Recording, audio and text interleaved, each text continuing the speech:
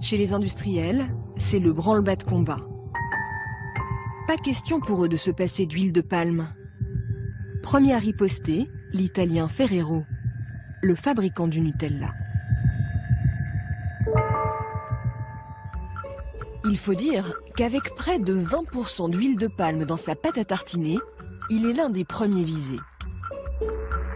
Pour lui, l'enjeu est de taille. Les Français sont les plus gros consommateurs de Nutella en Europe.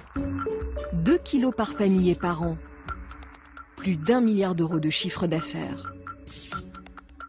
Pour rassurer ses clients, le groupe s'est offert une vaste campagne de pub. D'après Ferrero, l'huile de palme garantit l'onctuosité de la recette. Et surtout, elle n'est pas dangereuse pour la santé. Selon lui, une tartine de Nutella contient moins de matières grasses saturées que la plupart des goûters.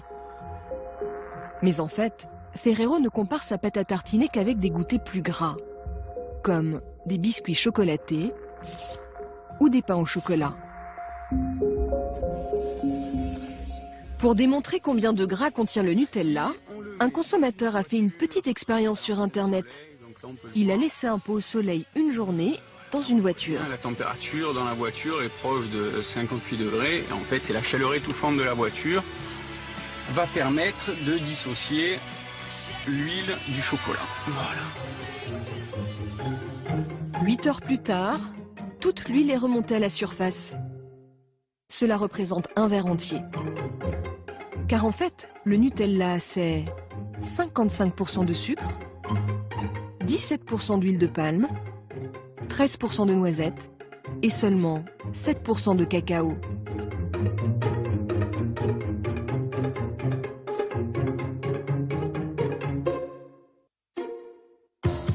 Aux États-Unis, Ferrero a été attaqué en justice pour publicité mensongère par des mères de famille, car leurs enfants avaient grossi.